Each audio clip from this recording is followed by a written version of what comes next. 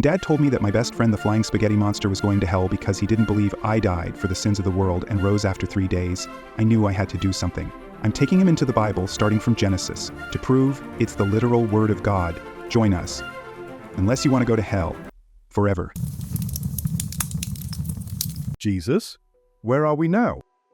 We're in Genesis 7, where we'll accompany Noah through the great flood.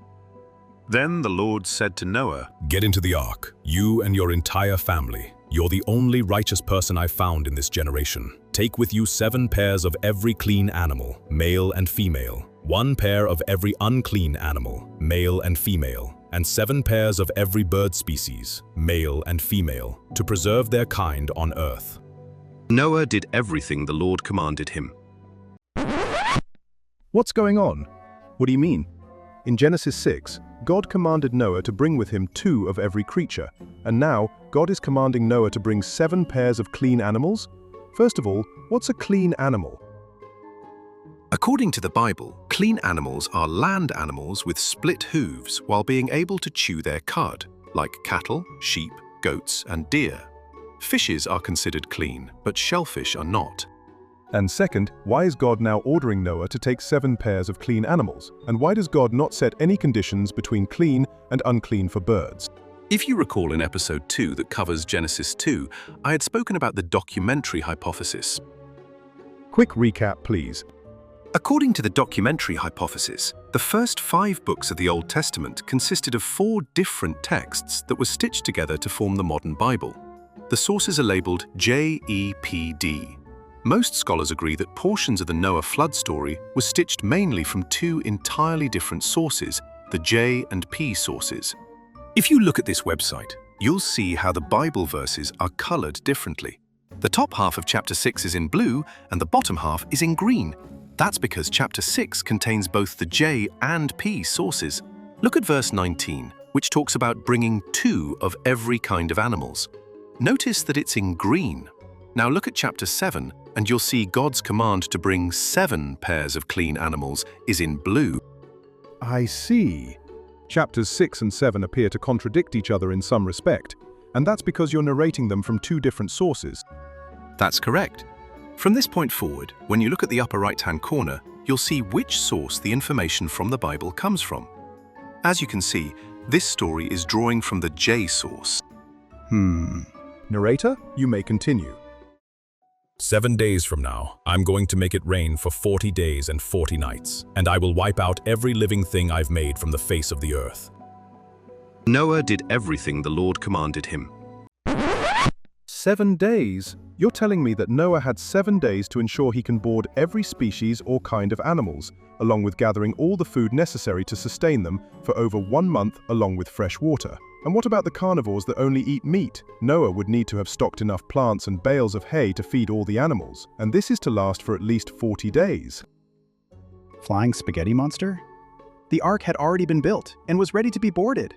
Noah had everything prepared. God was letting Noah know that the flood was coming in 7 days. Taking into account that chapters 6 and 7 are 2 separate accounts of the same flood story, I think it's fair to say that the author didn't quite think it through when he only gave Noah 7 days to accomplish what would have taken an entire year of preparation. Narrator, please continue. Noah was 600 years old when the floodwaters came. Noah, his sons, his wife, and his sons' wives entered the ark to escape the flood. Clean and unclean animals, birds, and everything that crawls on the ground went into the ark with Noah in pairs, male and female, just as God had commanded. 7 days later, the floodwaters arrived. On the very day Noah turned 600 years old, the 17th day of the 2nd month, all the underground springs burst open, and the windows of the heavens were opened.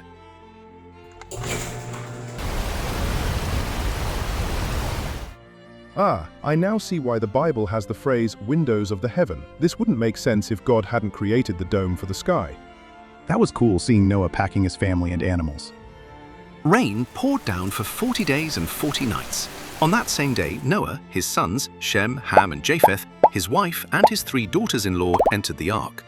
Every kind of wild animal, livestock, crawling creature, and bird came with them, pairs of every living thing that breathes. Male and female of every species entered. just as God had commanded Noah.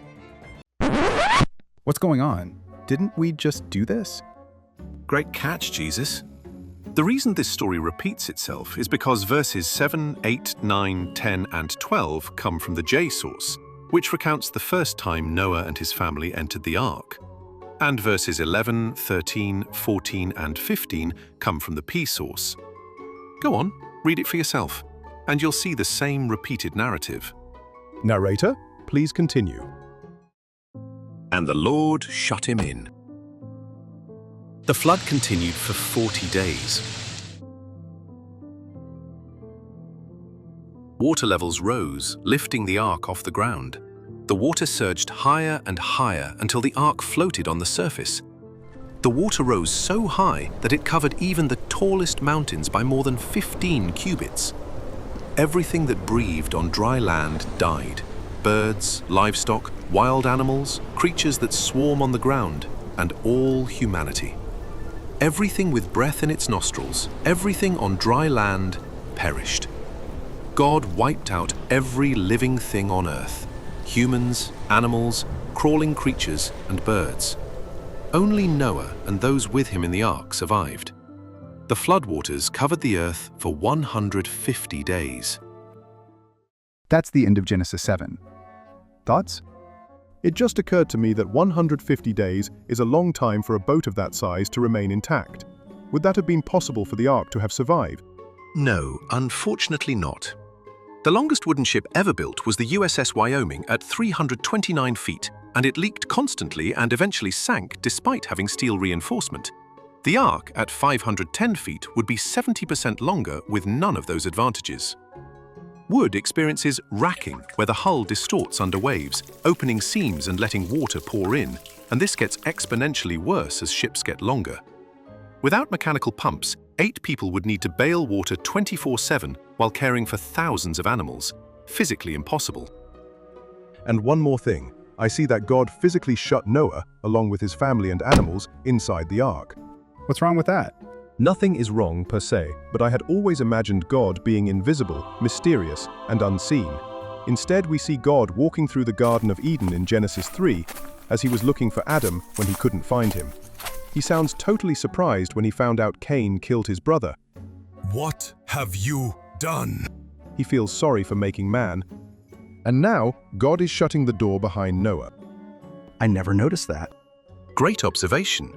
If you read through the J source, which is the oldest source that forms the Torah, you'll see multiple instances where God possesses human-like physical characteristics. If you look at this portion of Genesis 7, where God shuts the door, you'll see that it's in blue, which means that this portion of the text came from the J source buried within the P source. Interesting.